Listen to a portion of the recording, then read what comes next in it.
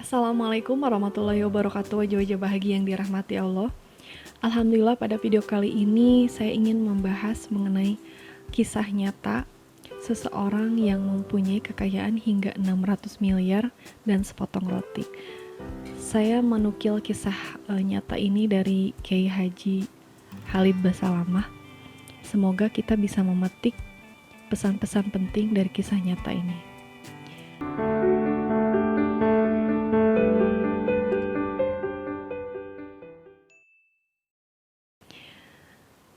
Ada seseorang yang kaya raya di Saudi.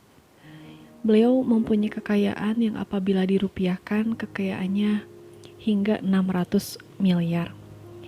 Nah, lalu tiba-tiba si orang kaya ini meninggal dan tidak mempunyai seorang istri maupun anak gitu.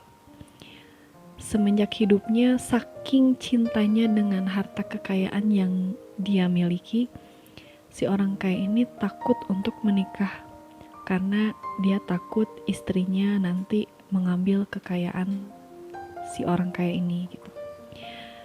Dan akhirnya setelah dikabarkan beliau meninggal, tidak ada satupun kerabat yang mengurus jenazahnya. Akhirnya pemerintah sendiri yang mengambil alih kepengurusan jenazahnya hingga ke pemakamannya. Sampai urusan hartanya pun diambil alih oleh pengadilan agama di Saudi saat itu. Nah, lalu ditelusurilah siapa kerabat, saudara, anak, orang tua si fulan ini yang meninggal gitu. Tapi setelah ditelusuri, betul-betul tidak ada sama sekali orang tuanya, anaknya, istrinya, atau kerabat dekatnya. Tapi ada 3 orang yang dianggap 3 orang ini adalah bisa menjadi kena ahli warisnya, karena si ketiga orang ini pernah berhubungan dengan si beliau ini gitu. Lalu dipanggillah si ketiga orang ini oleh seorang hakim di pengadilan. Dan hakim pun bertanya kepada ketiga orang ini. Hakim bertanya, apakah kalian mengetahui tujuan kami memanggil kalian ke sini untuk apa? Lalu ketiga orang ini bingung dan menjawab sambil ketakutan, kami tidak mengetahui tujuan kenapa kami dipanggil ke pengadilan. Apakah kami ini melakukan pelanggaran sehingga kami dipanggil ke sini untuk dipenjara, kata si ketiga orang ini. Lalu si hakim menjawab, apakah kalian mengenal si fulan? Lalu disebutkanlah nama mayitnya ini. Lalu si ketiga orang ini menjawab, ya kami mengenal beliau, tapi kami tidak terlalu mengenal beliau karena kami pernah mengundang beliau untuk datang ke rumah kami, tetapi beliau ini tidak pernah mengundang kami untuk datang ke rumah beliau, kata ketiga orang ini. Lalu hakim menjelaskan, apakah kalian tahu si fulan ini meninggal dan meninggalkan begitu banyak harta kekayaan. Dan setelah kami telusuri, tidak ada satupun ahli warisnya kecuali kalian bertiga yang berhak mendapat atau menjadi ahli waris dari kekayaan si mayit ini gitu. Masya Allah, bisa dibayangkan ya, ketiga orang miskin ini tiba-tiba dipanggil, lalu mereka diberitakan bahwa mereka akan menjadi ahli waris dari si fulan yang meninggal ini. Lalu hakim cerita bahwa masing-masing dari satu orangnya akan mendapatkan 200 miliar gitu. Nah, lalu akhirnya si ketiga orang ini luar biasa kaget dan bahagia. Setelah itu, sebelum mereka keluar pengadilan, si hakim bertanya kepada si ketiga orang ini, kalian sebelum kalian pergi dan meninggalkan pengadilan ini, saya hanya ingin memberi saran ke kalian, karena si mayit ini pada saat hidupnya belum pernah melakukan kebaikan, belum sempat bersedekah, apakah kalian ingin mengeluarkan masing-masing dari harta yang kalian dapat 1 miliar buat beliau ini sedekah untuk pembangunan masjid, katanya gitu. Jadi masing-masing dari 1 miliar dari kalian gitu kan. Ini hanya saran dari kami, kata si hakimnya, seperti itu. Lalu mereka bertiga menjawab. Yang pertama menjawab seperti ini. Maaf, saya dari dulu sudah hidup melarat, katanya gitu. Jadi saya tidak ingin hidup melarat lagi, katanya gitu. Lalu yang kedua pun menjawab, maaf hakim, saya tidak bisa karena saya punya banyak hutang dan saya harus menyelesaikan hutang-hutang saya, katanya. Padahal hutangnya pun kalau dibayar pun gak akan seberapa gitu kan. Lalu yang ketiganya pun menjawab, Pak Hakim, beliau ini, si Mait ini selama hidupnya tidak pernah sedekah. Kenapa saya harus menyedekahkannya untuk beliau, katanya. Padahal uang ini kan uang si Mait ini gitu ya. Ketiga orang ini betul-betul sangat buruk gitu. Sampai-sampai mereka mau mengeluarkan uang si Mait ini aja gak mau, padahal uang ini uang si Mait ini gitu kan. Nah, begitulah orang yang kikir nasibnya gitu. Jadi jangankan dia untuk membangun sebuah masjid gitu ya, sangat enggan pada saat hidupnya gitu ya. Otomatis ahli warisnya pun untuk mengeluarkan sepesernya pun tidak mau gitu. Sampai seburuk itu. Nah, ini jangan sampai terjadi sama kita ya. Saking gak mau bersedekah, saking ketakutan miskin, saking enggannya bersedekah atau berbagi, sampai akhirnya kekayaannya sendiri pun tidak bisa dia nikmati, malah dia meninggal, sampai meninggalnya pun si hartanya tidak berguna untuk dirinya. Luar biasa buruk sekali ya kisah nyata ini. Semoga kita bisa memetik pesan dari kisah nyata ini, jangan sampai posisi kita ada di posisi seperti beliau ini, nauzubillah min dzalik ya.